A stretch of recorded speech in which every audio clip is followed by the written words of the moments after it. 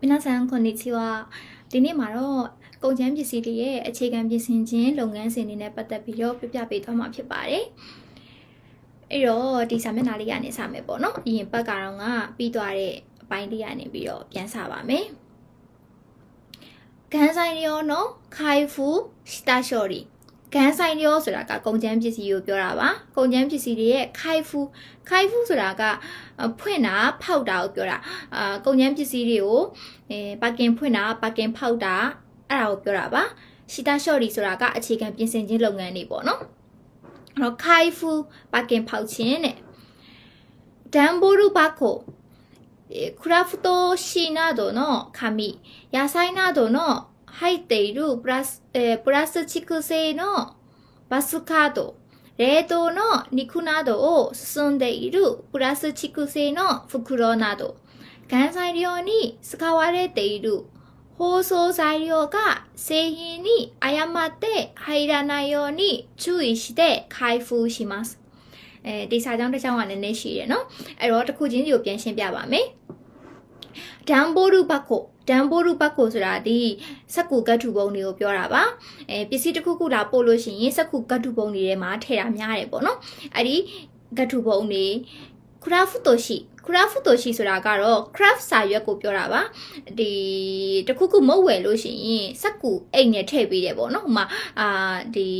မခုဘာကာတွေဝယ်လိုက်တဲ့အခါမှာဆိုလို့ရှိရင်လည်းစက်ကူအိတ်ကလေးနဲ့ထည့်ပေးတယ်ဒိုနက်တွေပါတွေဝယ်ရင်လည်းစက်ကူအိတ်ကလေးနဲ့ထည့်ပေးတယ်Starbucks တွေပါတွေ coffee ဝယ်ရင်လည်းစက်ကူအိတ်ကလေးနဲ့ထည့်ပေးရပေါ့နော်အဲ့ဒီစက်ကူအိတ်အသားကိုခူရာဖူတိုရှိလို့ခေါ်တာပါခူရာဖူတိုရှိအဲ့လိုမျိုးအသားတွေပေါ့နော်စက်ကူသားအိတ်တွေပြီးတော့ယာဆိုင်တော့ဟိုက်တေတို့အသီးနှံတွေထည့်ထားတဲ့ပူရာစချီကူဆေနော်ဘာစကာတော့ဒီပူရာစချီကူဆေပလတ်စတစ်နဲ့လုပ်ထားတဲ့ဘာစကာတော့ဒီချင်းတောင်းတွေပေါ့နော်ချင်းတွေရဲတိုးနော်နိခုနာတော့ရဲတိုးဆိုတာဒီအခဲခံထားတဲ့နိခုအသားတွေကိုတဲ့စွန်းတဲ့ဤတို့ထုတ်ပိုးထားတဲ့ပူရာစချီကူဆေနော်ဖူကူရောပလတ်စတစ်အိတ်အမျိုးအစားတွေစသဖြင့်ပေါ့နော်ဂန်ဆိုင်ဒီယိုနိစခါဝါတဲ့တေဤတို့ကုန်ကျန်းပစ္စည်းတွေမှာအသုံးပြုနေတဲ့ဟိုးဆိုးဆိုင်လျောဟိုးဆိုးဆိုတာဒီမှာပါကင်ပိတ်တာကိုပြောတာပါထုတ်ပိုးတယ်ပါကင်ပိတ်တယ်ဆိုတဲ့ဟာကိုပြောတာအဲ့တော့ထုတ်ပိုးတဲ့ကုန်ကျန်းပစ္စည်းတွေပေါ့နော်စတာတွေကဆိုရင်တဲ့ဆေးဟင်းနိကုန်ကျန်းပစ္စည်းတွေနဲ့စားတောက်ကုန်ပစ္စည်းတွေနဲ့အယောင်မတဲ့ရောနှောပြီးတော့ဟိုင်ရနိုင်ယောနိချူဤရှိတဲ့မပါဝင်အောင်လို့ပေါ့နော်မှားပြီးတော့ရောပြီးတော့ပါမသွားအောင်လို့ချူဤရှိတဲ့ဆိုတာတတိထားပြီးတော့ခိုင်ဖူရှိမတ်ဖွင့်ပါမယ်တဲ့ပါကင်ဖွင့်ပါမယ်ခိုင်ဖူရှိတာဖူကူရောရဒီပါကင်ဖွင့်လိုက်တဲ့ဖူကူရောအိတ်တွေနဲ့ယောခိဆိုတာဒီပါကင်ထည့်ထားတဲ့ဘူးတွေပေါ့နော်ဘူးမျိုးဟိုစသဖြင့်ပေါ့နော်အဲ့ဒါတွေကိုတဲ့ခိတဲ့ဟာရှိသူရဲ့အပိုင်းအစတွေပေါ့နော်ဘူးပိုင်းစအဲ့အပိုင်းစစသဖြင့်ပေါ့အဲ့ဒါတွေကတဲ့ရှကုဟင်းနီခွန်နီယူရှိနိုင်ယောနီစားတော့ကုန်နေနဲ့ရောနှောပြီးတော့မပါဝအောင်လို့ဆုရုတမယ်နော်ခုဖူဘလို့တွေလှုပ်ဆောင်ကြမလဲပေါ့နော်ပနာဂျီဘာရှောနိကိုင်ဤကျော်ခိရာနာယောနိရှိမတ်ပနာဂျီဘာရှောတူညီတဲ့နေရာတနေရာတွေကိုပဲနိကိုင်ဤကျော်နှစ်ကြိမ်နှစ်အထက်ခိရာနာယောနိရှိမတ်မဖွင့်ဖောက်မိအောင်လုပ်ပါမယ်တဲ့မလိဖြတ်မိအောင်လုပ်ပါမယ်နောက်တစ်ခုခိရဲကုချီတိုခိရဲဟာရှိကအတ်တေရုခိုတိုခါခုနင်းစုရုခိရီကူချီလို့ခိရဲကူချီလို့ခေါ်တဲ့ကိုဖြတ်လိုက်တဲ့အပိုင်းပေါ့နော်ကိုစပြီးတော့ဖွင့်လိုက်တဲ့အပိုင်းနဲ့ခိရဲဟာရှိဒီဖြတ်လိုက်တဲ့အခါမှာထွက်လာတဲ့အပိုင်းစာတွေပေါ့နော်အဲ့အပိုင်းစာတွေပြီးတော့ဘုံအပိုင်းစာတွေခုနကဘူးအပိုင်းစာတွေပေါ့နော်စသဖြင့်အဲ့ဒါတွေကတဲ့အတ်တေရုခိုတိုကိုက်ညီနေခြင်းရှိမရှိကိုလည်းခါခုနင်းစုလို့အတီးပြုစစ်ဆေးပါမယ်တဲ့ခိုင်ဖူရှိတာဖူခုရောရအဲ့လိုမျိုးပါကင်ဖွင့်ပြီးသွားတဲ့အိတ်တွေနဲ့ယောခိနော်ခါစုဒီဘူးကွန်တွေပေါ့နော်ဘူးကွန်တွေရဲ့ခါစုဆိုတာအရေးအတွက်တွေပြီးတော့ခီရဲဟာရှိနော်ခါစုထွက်လာတဲ့အပိုင်းအစတွေရဲ့အရေးအတွက်တွေအားတဲ့အိုနာကြီးတဲ့အရုခိုတိုတူညီနေခြင်းရှိမရှိကိုခါခုနင်းစုအတီးပြုစစ်ဆေးပါမယ်တဲ့စတာရှော်ရီဒီအခြေခံပြင်ဆင်ခြင်းလုပ်ငန်းစဉ်ခ ခိုင်တိုအရေးပြောခြင်းအခဲခန်းထဲမှာထားတဲ့အရာဝတ္ထုပစ္စည်းတွေကိုဟင်းချက်ခန်းဒီမှာအရေးပြောအောင်လုပ်တယ်ပေါ့နော်အဲ့ဒီလုပ်ငန်းစဉ်ကိုခိုင်တိုလို့ခေါ်ပါတယ်ခါအွန်းကတော့အပူပေးတာပါရဲတိုးနော်ဂန်ဆိုင်ရောနော်ခိုင်တိုနော်ဟိုးနီဝဒီအခဲခန်းထဲမှာကြာရှည်ထားတဲ့ကုန်ကျန်းပစ္စည်းတွေကိုတဲ့ဒီခိုင်တိုနော်ဟိုးအရေးပြောစေတဲ့နီလန်းနေထဲမှာဆိုရင်ရှိစွန်းတဲ့ခိုင်တိုစုရုပိုင်ပုံမှန်အခန်းအပူချိန်မှာပဲအရေးပြောအောင်လုပ်မယ်ဆိုရင်တော့တဲ့ရှိစမ်းခိုင်တိုတိုအီမတ်တဘာဝအတိုင်းအရေးပြောခြင်းလို့ခေါ်ပါတယ်တဲ့နောက်တစ်ခုအနေနဲ့ရဲစိုးခိုတဲ့ခိုင်တိုစုရုပိုင်ဒီရေကတက်တာထဲမှာအရေးပြောအောင်လုပ်မယ်ဆိုရင်တော့ရဲစိုးခိုခိုင်တိုတိုအီမတ်ရေကတက်တာထဲမှာအရေးပြောခြင်းလုပ်ငန်းစဉ်လို့ခေါ်တယ်နောက်တစ်ခုအနေနဲ့ဆွီတိုနာတိုခါရနာဂရဲဒူမီစုဒီဆွီတိုဆိုတာရေပိုက်ကောင်းနေရနေပြီးတော့စီးစင်းနေတဲ့ရေကျလာတဲ့ရေပေါ့နော်တနည်းအားဖြင့်ပြောရမယ်ဆိုရင်ယူဆွီတိုအီမတ်ယူဆွီလို့ခေါ်တဲ့စီးစင်းနေတဲ့ရေပေါ့နော်အဲ့ရေကိုခံပြီးတော့အဲ့ရေအောက်ကနေပြီးတော့ခံမယ်ပြီးတော့ခိုင်တိုစုရုဘိုင်အရေပြောအောင်လုပ်မယ်ဆိုရင်တဲ့ယူဆွီခိုင်တိုတိုအီမတ်ဒီရေနဲ့တဆင့်အရေပြောအောင်လုပ်တယ်ပေါ့နော်အဲ့ဒါလို့ခေါ်ပါတယ်အဲ့တော့အရေးပြောအောင်လုပ်ခြင်းမှာနီလန်၃ခုရှိပါတယ်ပထမတစ်ချက်ကတဘာဝအတိုင်းရေပြောအောင်လုပ်မယ်ဒုတိယတစ်ချက်ဒီရေကတက်တာထဲမှာရေပြောအောင်လုပ်မယ်နောက်တစ်ချက်အနေနဲ့ကတော့ရေကိုအသုံးပြုပြီးတော့အရေပြောအောင်လုပ်ခြင်းဆိုပြီးတော့၃မျိုးရှိပါတယ်ခိုင်တိုစုရုတိုခိဒီအရေပြောအောင်လုပ်တဲ့လုပ်ငန်းစဉ်မှာဆိုရင်တဲ့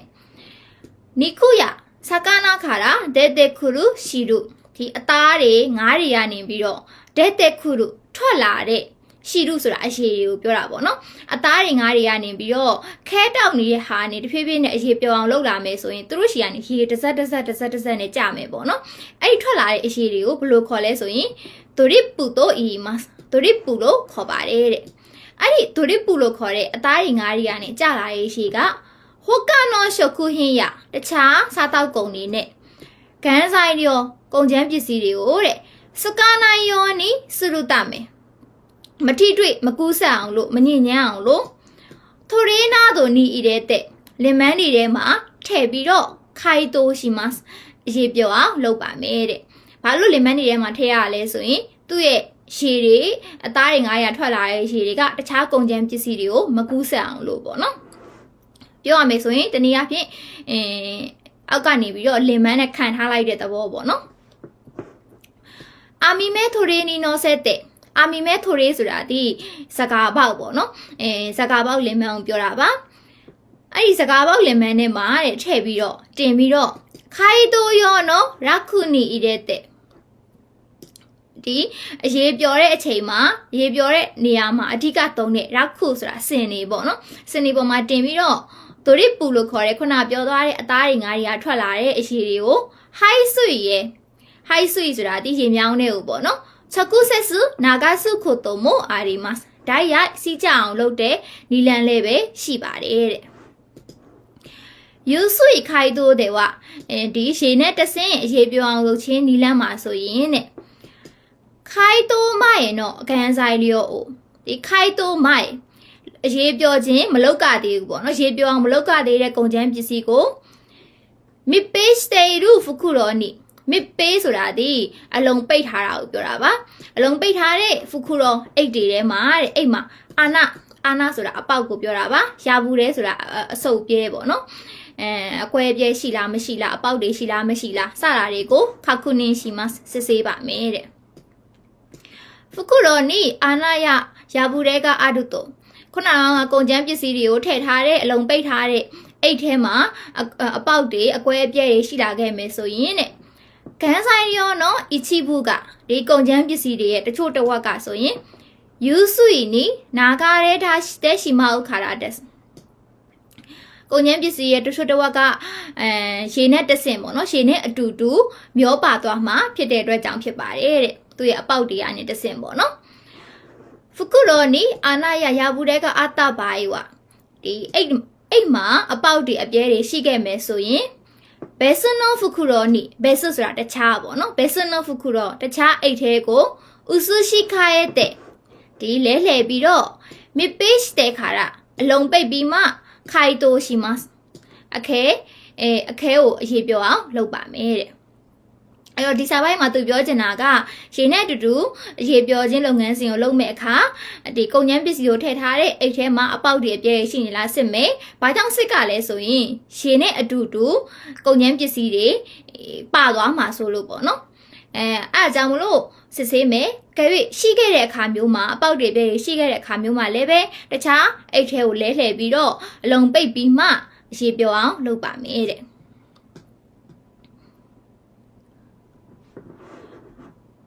ခိုခေနိုအာဘူရာယခိုခေဆိုတာဒီအခဲပုံတံပေါ့နော်အဆိုင်အခဲပုံတံအာဘူရာဆိုတာစီအခဲပုံတံစီတွေပေါ့နော်ပြီးတော့ခတ်တိုက်ဆိုတာဒီမာကျောတော့ paste တို့ကျော်နော်ကန်ဆိုင်ရော paste တို့ဆိုတာဒီအနှစ်ကိုပြောတာပါအနှစ်ပုံတံပေါ့နော်ဥပမာငရုတ်စီတို့မီဆိုတို့အဲ့လိုမျိုးအနှစ်ပုံတံကုန်ကျန်းပစ္စည်းတွေအဲ့လိုအခါမျိုးတွေမှာဆိုရင်တဲ့ခါအွန်ရှ်တဲ့အပူပေးပြီးတော့ယာဝရကခုစုရုတို့ဒီကုန်ကျန်းပစ္စည်းကိုပျော်ပြောင်းလာအောင်လုပ်မယ်ဆိုရင်ယောခိခါရသူထည့်ထားတဲ့ဘူးတွေခွက်တရားနဲ့တဆင့်ဒါရှိယာစုခုနာရီမတ်ထုတ်လို့လွယ်ကူပါမယ်တဲ့ဟီစယောဤဂျောနီခါအွန်စုရုတို့ဒီလိုရာထက်ကိုပို့ပြီးတော့ခါအွန်စုရုတို့ဒီအပူပေးလိုက်မယ်ဆိုရင်ကန်ဆိုင်ရောနော်ဟင်းရှိစုကုန်ကျန်းပစ္စည်းတွေရဲ့ဟင်းရှိစုဆိုတာအရေသွေးပေါ့နော်သူ့မှာရှိတဲ့ရှိတိုက်တဲ့အရေသွေးကရက်ကာစုရုနော်တဲ့ရက်ကာဆိုတာဒီဆိုးရွားလာတာပေါ့နော်အရေသွေးမကောင်းတော့တာအရေသွေးဆိုးဝါးသွားတာဖြစ်နိုင်တဲ့အတွက်ကြောင့်တဲ့ခါအွန်စုရုကန်ဆိုင်ရောနော်ဒီအပူပေးမဲ့ကုန်ကျန်းပစ္စည်းတွေရဲ့ခန်းဒီစီမံခန့်ခွဲမှုမှာတဲ့ချူဤရှိမတ်တတိထားဖို့လိုအပ်ပါတယ်တဲ့တတိထားပါမယ်တဲ့အဲ့တော့ပုံမှန်ခဲနေတဲ့ဟာတွေကိုလွယ်လွယ်ကူကူချက်နိုင်ပြုံးနိုင်ဖို့အတွက်အပူပေးပြီးတော့ပျော့ပြားအောင်လုပ်ကြမယ်ရာဝတ္ထုပစ္စည်းတွေလည်းရှိတယ်သို့တော်လည်းပဲလိုအပ်တာထက်ပိုပြီးတော့အပူပေးလိုက်မယ်ဆိုရင်သူ့မှာရှိတဲ့ရှိထိုက်တဲ့အရေးသွေးပျက်စီးသွားတဲ့အတွက်ကြောင့်အပူပေးတဲ့လုပ်ငန်းစဉ်မှာလည်းတတိထားဖို့လိုအပ်ပါတယ်တဲ့ဒါလေးကိုပြောချင်တာပါစံကြောဆိုတာဒီစေးကြောတာပါအိုးခုနောခန်းဆိုင်ရောဝဒီများပြားလာစွာတော့ကုန်ကျန်းပစ္စည်းတွေဟာဆိုရင်တဲ့မီစုတဲ့စံကြောရှိတဲ့ရေနဲ့စေးကြောပြီးတော့ဣပုစယပြင်ပရာဝတ္ထုပစ္စည်းတွေနဲ့ယောဂိုတဲ့အညစ်အကြေးတွေကိုတို့ဒီနော်ဆိုခီမတ်ဖယ်ရှားပါတယ်တဲ့အဲ့တော့များသောအားဖြင့်ကုန်ကျန်းပစ္စည်းတွေမှာရေနဲ့ဆေးပြီးတော့ညစ်ကြေးတွေတခြားရာဝတ္ထုပစ္စည်းတွေကိုဖယ်ရှားတယ်ဒါပေမဲ့ကျော်ကိုင်းခိုင်ရီကျော်ကိုင်းဆိုရီနော်ဘာအိုင်ကျော်ကိုင်းဆိုရီဆိုတာဒီပင်လယ်ရင်းကြီးအမျိုးအစားတွေပေါ့နော်ပင်လယ်ရင်းကြီးအမျိုးအစားတွေမှာဆိုရင်တော့တဲ့တက်ခိဆေဆွနာတက်ခိဆေနာနိုးတို့နော်တက်ခိဆေနာဆိုတာဒီတင့်တော်တော့တင့်လျော်တော့နိုးတို့ဆိုတာပြင်အားရှိတဲ့ရှခုအန်ဆွီဆိုတာဒီပင်လယ်စားပေါ့နော်ပင်လယ်စားရည်နဲ့ဆေးကြောတဲ့အခါမျိုးတွေလည်းပဲရှိပါတယ်တဲ့ပုံမှန်တော့ရည်နဲ့ပဲဆေးတယ်ဒါပေမဲ့ပင်လယ်ရည်ညှိအမျိုးစားတွေဆိုရင်တင့်တော်တဲ့ပြင်အားရှိတဲ့စားရည်နဲ့ဆေးကြောတဲ့အခါမျိုးတွေမှာလည်းရှိတယ်တဲ့ခါနေစခိုတေကနိုင်ယာဆိုင်နာတို့ယာဆိုင်စာရဒနာတို့နော်ဂန်ဆိုင်ရောဝါ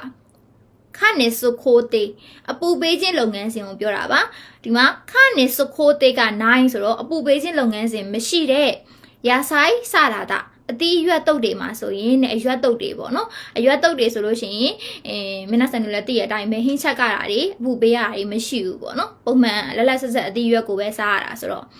အဲ့လိုအရွက်တုတ်တွေမှာဆိုရင်ကန်ဆိုင်လျော့ဝကုန်ကျန်းပစ္စည်းတွေအားတဲ့ယာခုဆိုင်ကိုစကတ်တဲ့ယာခုဆိုင်ဆိုတာဒီပိုးသက်စေးတွေကိုအသုံးပြုပြီးတော့စက်ခင်းကိုအခုနိုင်မှာဒီပိုးသက်တာကိုပြုလုပ်ပါတယ်တဲ့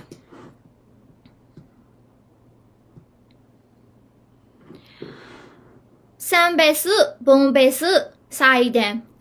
စံဘဲစုဘုံဘဲစုဆိုတာဒီအမျိုးအစားခွဲခြားတာကိုပြောတာပါပြီးတော့ဆိုင်ဒန်ကတော့ဒီဖြတ်ထုတ်တာပေါ့နော်အဲ့တော့ဘာတွေကိုမျိုးစားခွဲခြားမလဲဘာတွေကိုဖြတ်ထုတ်မလဲအောက်မှာဆက်ပြီးတော့ကြည့်ကြပါမယ်ယောဂိုရဲကစီးတေးတာဒီယောဂိုရဲဆိုတာအညစ်အကြေးတွေကန့်ညိနေတာတို့ပြီးတော့ဣရိုဆိုတာဒီအရာအောင်ပြောတာပါခတ္တဆဆိုတာဒီမာကြောတာ ရွက်တွေမှာလည်းတချို့ရွက်တွေမှာလည်းမာကြောတဲ့အပိုင်းတွေရှိရပေါ့နော်စသဖြင့်ပြီးတော့နီယိုကြီးဆိုတာအနက်အဲ့ဒါတွေကတဲ့ ဤစွမို့တော့ခြေကောက်တမင်းနိပုံမှန်နဲ့ကွဲပြားနေတဲ့အတွက်မတူကွဲပြားနေတဲ့အတွက်စခါဝနိုင်ကန်ဆိုင်ရောရဒီအသုံးမပြုတဲ့ကုန်ကျန်းပစ္စည်းတွေနဲ့ရာဆိုင်တော့နဲ့ရဒီရွက်တွေရဲ့နဲ့ဆိုတာဒီအမြင့်ဘက်အောက်ခြေပိုင်းနေပြီးတော့မဲ့ဆိုတာဒီမျက်စံတွေပေါ့နော်ဥပမာအာလူမျက်စံတို့ပြီးတော့ခဝဆိုတာဒီအခွန်တွေပေါ့နော်ပြီးတော့စကနာနော်ဥရိုခိုဆိုတာကအကျေးခွန်တွေကိုပြောတာပါငါအကျေးခွန်တွေဟိတဲ့ဘဟတ်တွေစသဖြင့်ပေါ့နော်စခါဝနိုင်တော့တဲ့အတုံးမပြုတ်တဲ့အတွက်ကြောင့်နဲ့တိုဒီနိုဇိုဟိတပုပုံဝဒီဖျက်ထုတ်လိုက်တဲ့ဖယ်ထုတ်လိုက်တဲ့အစိပ်ပိုင်းနေရဆိုရင်ခါခုဂျီစနီဟိုင်ခီရှိတဲ့ခါခုဂျီစနီဆိုတာဒီအမှန်အကန်အသေးချာဟိုင်ခီရှိတဲ့စွန့်ပစ်ပြီးတော့ရှကုဟင်းစေဇိုနီစခါဝါတဲ့နိုင်ယောနီရှိမတ်ကုန်ကျန်းပစ္စည်းတွေထုတ်ပိုးတဲ့နေရာမှာထုတ်လုပ်တဲ့နေရာမှာစားတောက်ကုန်ထုတ်လုပ်တဲ့နေရာမှာစခါဝါတဲ့နိုင်ယောနီရှိမတ်အတော့မပြုတ်နိုင်အောင်လို့လုပ်ပါမယ်တဲ့အဲ့တော့ခုနကဒီမြပြလာဆိုတော့ကုန်ကျန်းပစ္စည်းတွေကနေပြီးတော့ကိုကညစ်ကြေးတွေကတ်နေတာတို့ပြီးတော့ပုံမှန်နဲ့မတူပေါ့နော်အနက်နေအရသာတွေအရောင်တွေပေါ့နော်ပြီးတော့မာကြောမှုတွေစသဖြင့်ပုံမှန်နဲ့မတူတဲ့ຢာတွေကိုဖယ်ထုတ်မယ်ရွက်ဆိုလို့ရှိရင်လည်းအောက်ကအမြစ်ပိုင်းပေါ့နော်အမြစ်တွေကိုဖယ်ထုတ်မယ်အခွန်တွေကိုဖယ်ထုတ်မယ်ပေါ့စသဖြင့်ပြီးတော့ငါးဆိုလို့ရှိရင်လည်းငါးရဲ့အကျေးခွန်တွေဘဟတ်တွေအဲ့ဒါတွေကိုဖယ်ထုတ်ပြီးတော့တဲ့တေချာစွန့်ပစ်ရဲ့လားတို့ကြဖယ်ထုတ်လိုက်တာတော့ဟုတ်ပါတယ်တို့ကြရောနှောပြီးတော့စားတောက်ကုန်တွေကိုပါသွားမှာဆိုလို့ပေါ့နော်စားတောက်ကုန်ထုတ်ပိုးတဲ့နေရာမှာလုံးဝအသုံးမပြုအောင်လို့လုပ်ပါမယ်တဲ့နာမနောနိခုကိုစခောက်တုခိနာမဆိုတာအစိမ့်တက်ကိုပြောတာပါအသားစိမ့်တွေကိုအသုံးပြုတဲ့အခါမှာတဲ့အိကုဆုဆန်ဣပုစုခန်းရှိစုခိဒီ X-ray ပြင်ပအရာဝတ္ထုပစ္စည်းစမ်းသပ်စစ်ဆေးတဲ့ဆက်ပေါ့နော်အဲ့ဒီဆက်မှာနိခုနောနာကာနိဒီအသားတွေရဲ့အထဲမှာဟိုနေကနိုခုတ်တဲ့အီနိုင်ကဟိုနေဆိုတာအယိုးကိုပြောတာပါအယိုးတွေကြံရှိနေခြင်းရှိမရှိနိုခုတ်တဲ့အီနိုင်ကကြံရှိနေခြင်းရှိမရှိကိုရှိတာပဲတို့ခုတော့ကအာရီမတ်ဒီရှာဖွေတဲ့အခါမျိုးတွေလည်းပဲရှိပါတယ်တဲ့ X-ray ပြင်ပရာဝတ္ထုပစ္စည်းရှာဖွေတဲ့စစ်ဆေးတဲ့စက်နဲ့ပေါ့နော်ငါအသားတွေထဲမှာဆိုရင်အယိုးတွေကြံနေသေးလားမကြံဘူးလားစသဖြင့်ပေါ့နော်စစ်ဆေးတာမျိုးတွေလည်းရှိတယ်အကယ်၍ဟိုနေကမီစခတ်တတုခိဝဒီအယိုးတွေကိုရှာဖွေတွေ့ရှိခဲ့တဲ့အချိန်မှာဆိုရင်တဲ့ဆိုနိုပုပုံကိုတိုဒီနော်ဆိုခီမတ်အဲ့ဒီအပိုင်းကိုဒီဖယ်ထုတ်ပါမယ်တဲ့တိုဒီနော်ဆိုခီမတ်ဖယ်ထုတ်မယ်စေဆိုခိုတေနော်အဲစေခန်ဒီစေဆိုခိုတေစားတောက်ကုန်ထုတ်လုပ်ခြင်းလုပ်ငန်းစဉ်ရဲ့အဲစေခန်းဒီတန်ရှင်းရဲ့စီမံခန့်ခွဲမှုစေဆိုဆက်စုပြီးနော်စံကြောစေဆိုဆက်စုပြီးထုတ်လုပ်တဲ့စက်ပစ္စည်းတွေရဲ့အသုံးဆောင်ပစ္စည်းတွေရဲ့စံကြောဆိုတာဒီစေကြောခြင်းပေါ့နော်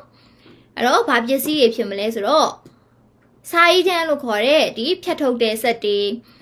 ခွန်ကောလို့ခေါ်တဲ့ရောနှောတဲ့စက်တွေခါနေစုလို့ခေါ်တဲ့အပူပေးတဲ့စက်တွေဆေးခေလို့ခေါ်တဲ့ပုံသွင်းတဲ့စက်တွေစသဖြင့်ပေါ့နော်စက်ရုံတစ်ခုနဲ့တစ်ခုကတော့စက်တွေကတော့မတူကြဘူးပေါ့နော်အဲ့တော့အသုံးပြုတဲ့စက်တွေစသဖြင့်သူကဥပမာပေးထားတယ်ရှကုဟင်းတော့စေဇိုနီစခါဥဆက်စုပြီးဝဒီစားတောက်ကုန်ထုတ်လုပ်တဲ့နေရာမှာအသုံးပြုတဲ့စက်ပစ္စည်းတွေကဆိုရင်တဲ့စမ်းကြောစာတဲ့စေကြောထားပြီးတော့စေးခေစုဒေနာခဲတယ်ပါဤခဲမဆန်တန်တန်ရှင်းရှင်းမဖြစ်လို့မရဘူးတဲ့စေးဆိုးဆက်စုပြီးရဒီထုတ်ကုန်ပစ္စည်းထုတ်လုပ်တဲ့သုံးဆောင်တွေနဲ့စေးဆိုးဆက်စုပြီးနိစနာကတို့ဒီထုတ်ကုန်ပစ္စည်းတွေနဲ့စက်ပစ္စည်းတွေနဲ့ဆက်နေတဲ့စနာကားတို့ဆိုတာဒီဆက်နွယ်နေတာကိုပြောတာပါဆက်နွယ်နေတဲ့ high can ဆိုတာဒီပိုက်လိုင်းတွေကိုပြောတာအဲ့ပိုက်လိုင်းတွေမှာတဲ့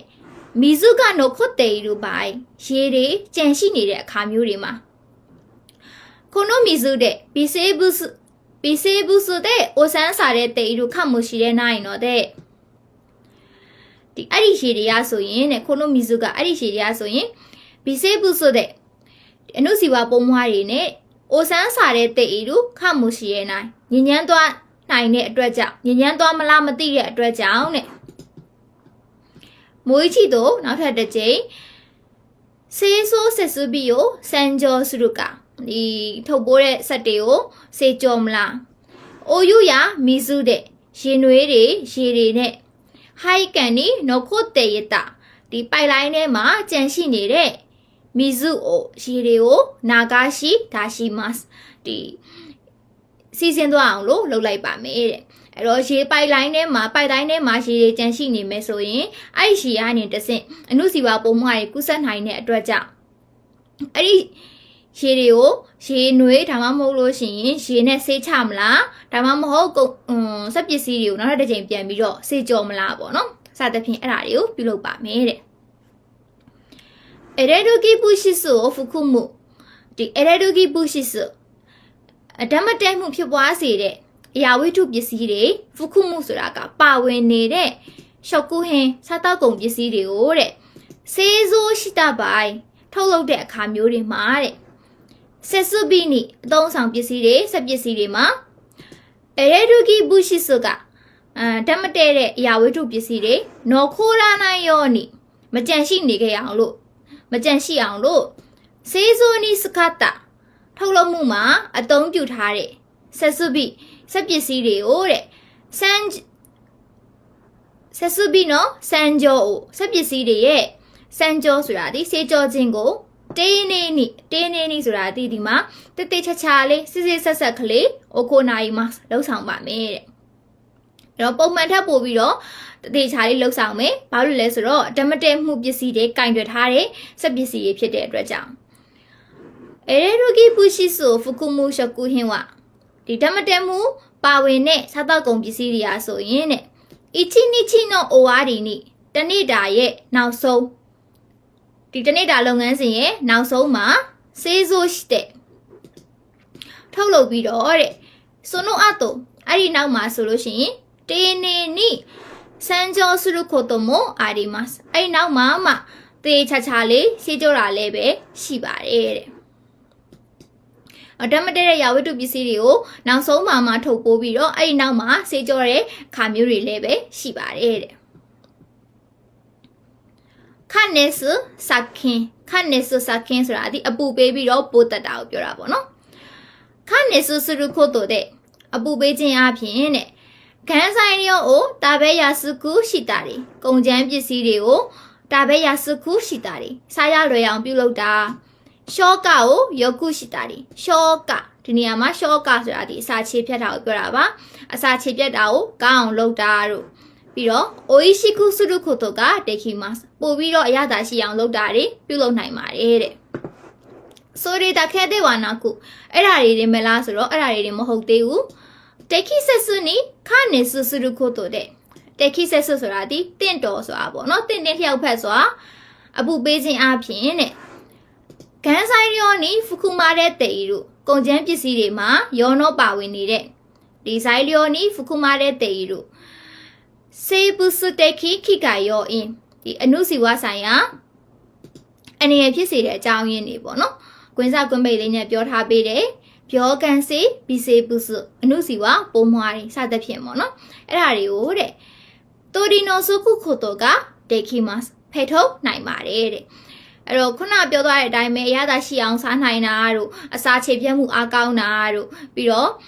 စားရလွယ်အောင်လုပ်တာတို့အဲ့လိုမျိုးတွေမကဘဲနဲ့သူ့မှာရှိတဲ့အနုစီဝါပိုးမွားတွေဘက်တီးရီးယားပိုးမွားတွေကိုလည်းပဲဖယ်ရှားနိုင်ပါသေးတယ်တဲ့ပိုးသက်ခြင်းအပြင်ပေါ့နော်အပူပေးပြီးတော့ပိုးသက်ခြင်းအပြင်ကိုရီကိုခနစ်စစခင်တိုအီမတ်အဲ့ဒါကိုတဲ့အပူပေးပြီးတော့ပိုးသက်ခြင်းလို့ခေါ်ပါတယ်တဲ့ဆိုင်ခင်တော့နာကနေကဒီပိုးမွားတွေထဲမှာဆိုရင်တဲ့ဂါဟိုးခင်းတော့ယောနိဂါဟိုးခင်းဆိုတာရှိမှဆန်စီပိုင်းနေမှာတင်ခဲ့တယ်ဒီမျိုးပွားကလစီပေါ့နော်မျိုးပွားကလစီဒီလိုမျိုးယခုတို့ဤကြောတဲ့မို့ရှိနာနိုင်နေစနိစယောဤဘီစေဘူးစမို့ဤမတ်ယခုတို့ဤကြော100ဒီဂရီစင်တီဂရိတ်အထက်မှာတောင်မှဤကြောတဲ့မို့ပေါ့နော်100ဒီဂရီစင်တီဂရိတ်အထက်မှာတောင်မှရှိနာနိုင်မသေးနိုင်နဲ့ မသေးတဲ့နေစွနီဆိုရောအပူဒဏ်ခံနိုင်တဲ့ဘီဆေဘူးဆိုဆိုတာဒီပိုးကောင်မွှားကောင်တွေအနုစီဝပိုးမွှားတွေလည်းပဲ imas ရှိပါတယ်တဲ့そのためအဲ့ဒီအတွက်ကြောင့်တဲ့ခနေစွတဲ့အပူပေးခြင်းအဖြစ်ဘီဆေဘူးဆိုခိုရိုစုဒိုခီဝအနုစီဝပိုးမွှားတွေကိုချိန်မုံတဲ့အခါမျိုးတွေမှာတဲ့ခနေစွနော်အွန်းတို့တို့ဒီအပူပေးတဲ့အပူချိန်ပေါ့နော်ပြီးတော့ကြီးကန်အချိန်အပူပေးတဲ့အပူချိန်နဲ့ကြာချိန်အပူပေးတဲ့ကြာချိန်ပေါ့နော်ကြာချိန်ကိုတက်ခိဆက်စွနီဆက်သေးရှင်နာခဲ့တယ်ပါဤခေမဆန်တင့်တော်စွာမစီစဉ်လို့မရပါဘူးတဲ့အဲ့တော့ခုနကပြောသွားတယ်ဂါဟိုးခင်းပေါ့နော်မြို့ဝကလစီထဲမှာပါတဲ့ပိုးမွှားတွေကပါတယ်လဲဆိုရင်ဆက်တဲ့ဥစုခင်းတို့ဝဲရုရှုခင်းတို့ပြီးတော့ဘိုစုရီနုစုခင်းတို့စသဖြင့်အရှိမပိုးမွှားတွေအကြောင်းထဲမှာဒီပိုးမွှားတွေအကြောင်းအသေးစိတ်ပြောပြပေးထားပါတယ်အဲ့လိုပိုးမွှားတွေလိုမျိုးပဲတဲ့ဂါဟိုးအိုစုခုရုဆိုင်ခင်မြို့ဘကလစီတွေကိုပြုလုပ်နိုင်တဲ့ပိုးမွှားကောင်တွေပါတဲ့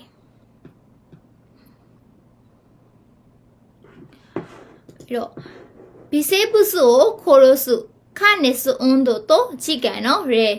အဲ့တော့ဘီဆေပုစုဆိုတာဒီအနုစီဘပိုးမွှားတွေကိုခိုရိုစုတက်ဖြစ်ဖို့ချိန်မုံနိုင်ဖို့ခနေစုအွန်းတို့အပူပေးဖို့လိုအပ်တဲ့အပူချိန်နဲ့ကြည့်ကန်ဆိုတာဒီကြာချိန်ပေါ့နော်ကြာချိန်ရဲဆိုတာဥပမာပေါ့နော်အောက်ကစီအားလေးပေးထားပါတယ်အဲ့တော့ပိုးမွှားတွေကိုတက်ဖြစ်ဖို့အပူပေးရမယ်အပူချိန်နဲ့ကြာချိန်ဥပမာတွေပေါ့နော်ဆက်တဲ့ဥစုခင်းနာတော့နော်ဂါဟိုးခင်းခုနပြောသွားတဲ့ဆက်တဲ့ဥစုခင်းလိုမျိုးဒီမျိုးပွားကလစီပိုးမွှားတွေပေါ့နော်သူတို့တွေကနေစွနီဆိုရောအပူဒဏ်ခံနိုင်တဲ့အတွက်ကြောင့်သူတို့ချူရှင်အွန်းတို့ပင်မအပူချိန်ယခုနီကျူးတို့ဒီ120ဒီဂရီစင်တီဂရိတ်အထက်ရှိရမယ်ပေါ့နော်ပင်မအပူချိန်120ဒီဂရီစင်တီဂရိတ်ရှိရမယ်ပြီးတော့ကြာချိန်အနေနဲ့ယွန်းပွန်ကန်ဤကျော်4မိနစ်နဲ့အထက်ပေါ့နော်4မိနစ်နဲ့အထက်အပူပေးရပါမယ်နိုရိုဗီရုစ်လို့ခေါ်တဲ့နိုရိုဗိုင်းရပ်စ်တွေကတော့ချူရှင်အွန်းတို့ဒီပင်မအပူချိန်85度から90度85度ဆိုတာဒီ85ဒီဂရီစင်တီဂရိတ်နဲ့90ဒီဂရီစင်တီဂရိတ်ကြားပေါ့နော်အဲ့ဒီကြားထဲမှာအပူပေးလို့ရတယ်ကြားချိန်အနေနဲ့ကတော့ Q2 ပြောကန်ဤကျော်ဒီစက္ကန့်60အကြာပေါ့နော်စက္ကန့်60အကြာအပူပေးရပါမယ်一般的な食中毒ခင်ဒီအတွေ့များတဲ့အဖြစ်များတဲ့အစာစိတ်တင်ရင်ပိုးမွှားတွေမှာဆိုရင်တော့တဲ့ချူရှင်အွန်းတို့နာနာကျူဂေါ်တို့ပင်မအပူချိန်85ဒီဂရီစင်တီဂရိတ်一本ကန်ဤကျော်1မိနစ်နဲ့အထက်အပူပေးရပါမယ်ခနေစုစခင်ဝဒီအပူပေးပြီးတော့တဲ့ပိုးတက်တဲ့လုပ်ငန်းစဉ်ဟာဆိုရင်ခန်းဆိုင်ရောနော်ချူရှင်အွန်းတို့တဲ့ခန်းဒီစုလုခုတိုကဟီစုယောဒက်ဒီခန်းဆိုင်ရောကုန်ချမ်းပစ္စည်းတွေရဲ့ချူရှင်အွန်းတို့ပင်မအပူချိန်အတိုင်းခန်းဒီစုလုခုတိုကဒီထိန်းချုပ်နိုင်ဖို့ကတဲ့ဟီစုယောဒက်လိုအပ်ပါတယ်တဲ့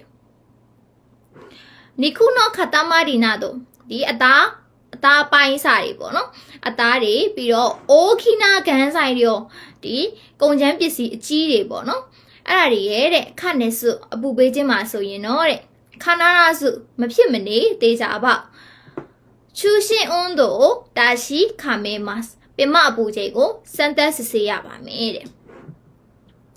အဲ့တော့အပူပေးပြီးွားရဲ့နောက်မှာဘာတွေဆက်လုပ်မလဲပေါ့နော်ခနဲ့စုစကင်းစတာအတော့နော်ရေခရကုခနဲ့စုစကင်းအပူပေးပြီးတော့ပို့တက်တဲ့ရှိတာအတော့အဲ့ဒါလုတ်ပြီးတဲ့နောက်မှာရေခရကုဒီအေးပြန်ခံတယ်ပေါ့နော်ဘာလို့အပူပေးပြီးတော့အေးပြန်ခံလဲဆိုတာကိုအောက်မှာဆက်ပြီးတော့ရှင်းပြပါမယ်အိုခုနော်ပြောကန်ဆေးပြီးဆေးဘူးဆိုတာဒီအနုစီဝပုံမွားအများစုဟာဆိုရင်တဲ့ခနဲ့စုစကင်းတဲ့ရစခဲတို့ဒီအပူပေးခြင်းအပြင်အပူပေးပြီးတော့ပိုးတက်ခြင်းအပြင်ရာစခဲတို့ချိန်မုံနိုင်တယ်တနည်းအားဖြင့်ပြောရမယ်ဆိုရင်ခိုရိုစုတက်ပြစ်နိုင်တယ်ပေါ့နော်ခိုတိုကတေခီမတ်အဲ့ဟာကိုလုံနိုင်ပါတယ်တက်ပြစ်နိုင်ပါတယ်ချိန်မုံနိုင်ပါတယ်ရှိကရှိတို့ပင်မဲလို့လေတဲ့ပြောကန်ဆေးပြီးဆေးဘူးစွန်းနောနာကနီဝဒီအနုစီဝပုံမွားရည်ထဲမှာဆိုရင် နေစုရှိတဲ့ဒီအပူပေးပြီးတော့ခါစုကိုစုခုနာခုစုရုခိုတိုကဒခိတေမို့ဒီအရှိအတွက်ကိုပေါ့နော်နဲသွားအောင်လို့လုံနိုင်ပြင်မဲ့လေဇမ်ဘူးအားလုံးယာစခဲရုခိုရိုစုခိုတိုကဒခိနိုင်တဲ့အားလုံးချေမုံနိုင်နဲ့အားလုံးတတ်နိုင်တာမျိုးမဟုတ်ဖ ೇನೆ စကိုရှိအီကီနိုခိုတေရှိမအုံမိုနိုကအီမတ်နည်းနည်းလေးအီကီနိုခိုတေရှိမအုံကြံရှိနေတဲ့ပိုးကောင်တွေလည်းပဲအီမတ်ရှိပါတယ်တဲ့အားလုံးတတ်နိုင်တာမျိုးမဟုတ်ဘူးနည်းနည်းကြံနေတာမျိုးတွေလည်းဖြစ်နိုင်တယ်လို့ပြောတာその中にはအဲ့ထဲမှာဆိုရင်တဲ့ခါနေစုရှိတာရှကုဟင်းကဒီအပူပေးထားတဲ့ရှကုဟင်းဆိုတာစားတောက်ကုန်နေရတဲ့ယူခုဒီဟီအဲရူအိုင်ဒါနိဖြည်းဖြည်းချင်းနဲ့အေးဝါတဲ့အတော်တွင်လေးမှာတဲ့その食品の中でအဲ့ဒီစားတောက်ကုန်နေစားစာရီထဲမှာဖူဲတဲ့တိုးပွားလာပြီးတော့食中毒の原因となるものがいますအစာစိတ်တင်ခြင်းဖြစ်ပွားစေတဲ့အရာတွေလည်းပဲရှိပါတယ်တဲ့အဲ့တော့အပူပေးထားတဲ့စားတောက်ကုန်တွေစားစာတွေကဖြည်းဖြည်းချင်းနဲ့အေးလာတဲ့အတော်တွင်မှာ तू ကပိုးမွားတွေကအဲ့အေးနေစဉ်တော့အတွင်းမှာထပ်မံပြီးတော့တိုးပွားလာပြီးတော့အစာစိတ်သိမှုကိုဖြစ်ပွားစေနိုင်တယ်တဲ့そのためအဲ့ဒီအတွက်ကြောင့်ခါနေစုချောရီကိုအိုဝါတာရှကူဟင်းဝဒီအစားအစာတွေကိုပို့တက်တဲ့လုပ်ငန်းစဉ်ပေါ့နော်ပြီးသွားတဲ့အချိန်မှာဆိုရင်တဲ့ပို့တက်ခြင်းလုပ်ငန်းစဉ်ပြီးသွားတဲ့အစားအစာတွေမှာဆိုရင်စုခုနိဟီယာစုခိုတိုကဂျူယောဒက်ချက်ချင်းပဲအေးခံမိုးကဂျူယောဒက်အရေးကြီးပါတယ်တဲ့တော့ပို့တက်ပြီးတာနဲ့အပူပေးပြီးတာနဲ့ပြီးသွားတာမျိုးမဟုတ်ဘူးချက်ချင်းပဲအေးပြန်ခံဖို့လိုအပ်တယ်တဲ့ဂူတိုင်းတက်ခိနီဝရေဘူးအားဖြင့်ပြောရမယ်ဆိုရင်တဲ့ခါနေစုကဝတ်တက်ခါနေစုကဝတ်တက်ခါတာဒီအပူပေးပြီးတာပြီးဆုံးသွားတဲ့နောက်မှာစန်ချွပွန်အနိုင်နီမိနစ်30အတော်တွင်ချူရှင်အွန်းတို့ဒီပြမအပူချိန်ကိုနီကျူးတို့မာတဲ့စာကဲတို့က20ဒီဂရီစင်တီဂရိတ်အထိစာကဲတို့ရှော့ချမလားရကုချွပွန်ကန်အနိုင်နီဒီမိနစ်60အတော်တွင်ချူရှင်အွန်းတို့ပြမအပူချိန်ကိုဂျူးတို့မာတဲ့စာကဲတို့ခိုတိုကဟီစီယိုဒက်10ဒီဂရီစင်တီဂရိတ်အထိရှော့ချနိုင်ဖို့ကတဲ့ဟီစီယိုဒက်လိုအပ်ပါတယ်တဲ့ရဲခခုဟိုဟိုနီဝ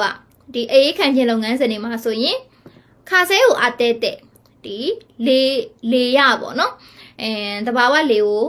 ခံယူပြီးတော့ဟီယာစုဟိုဟိုအေးခံတဲ့နီလန်းရှိတယ်အဲ့ဒါကိုဖူရဲတိုအီမတ်ဖူရဲလို့ခေါ်ပါတယ်တဲ့လေအတိုင်းလေကိုခံယူပြီးတော့အေးခံခြင်းလုပ်ငန်းစဉ်ပေါ့နော်အဲ့ဒါရှိမယ်နောက်တစ်ခုအနေနဲ့ရဲဆွီတဲ့ဟီယာစုဟိုဟိုရေအေးနဲ့အေးခံတဲ့နီလန်းပေါ့နော်အဲ့ဒါကိုတော့ဆွီရဲတိုအီမတ်ဆွီရဲလို့ခေါ်ပါတယ်တဲ့စသဖြင့်ပေါ့နော်နှစ်မျိုးရှိရယ်လေနဲ့အေးခံတဲ့လုပ်ငန်းစဉ်နဲ့ရေအေးနဲ့အေးခံတဲ့လုပ်ငန်းစဉ်စုခုနေတဲ့ခက်ကုစုရုခိုတိုကချက်ချင်းပဲအေးပြန်ခံတဲ့လုပ်ငန်းစဉ်အားတဲ့ဒခိအာခာတာရှကုဟင်းတော့ဒီဒခိအာကာတာဆိုတာဒီပြီးဆုံးသွားတဲ့ချက်ပြုတ်ခြင်းလုပ်ငန်းစဉ်ပြီးဆုံးသွားတဲ့ရှကုဟင်းအစားအစာတွေရဲ့အိုးရှိစအရသာရှိမှုကိုဆိုခိုနာဝါနိုင်တမယ်နီမို့ဆိုခိုနာဝါနိုင်ဆိုတာဒီမဆုံးရှုံးအောင်ပေါ့နော်မဆုံးရှုံးအောင်လုပ်တဲ့နေရာမှာလည်းပဲတိုက်ဆက်ဆိုတဲ့အရေးပါပါတယ်တဲ့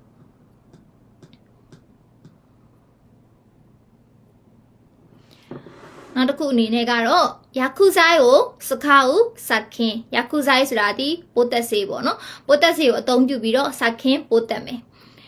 ခါနေစုရှိနိုင်ရှကုဟင်းတဲ့ဝအပူမပေးတဲ့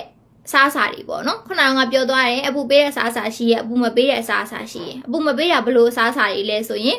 အရွက်တုပ်တွေပေါ့နော်အရွက်တုပ်တွေအဲ့လိုမျိုးအရွက်တုပ်တွေမှာဆိုရင်အပူမပေးပေမဲ့လည်းတခြားနီးလန်းနဲ့ပိုးတက်တဲ့လုပ်ငန်းစဉ်တွေရှိတယ်ဘယ်လိုလုပ်ငန်းတွေလဲဆိုရင်အခုလိုမျိုးပိုးတက်ဆေးကိုအသုံးပြုပြီးတော့ပိုးတက်ခြင်းလုပ်ငန်းစဉ်တွေပေါ့နော်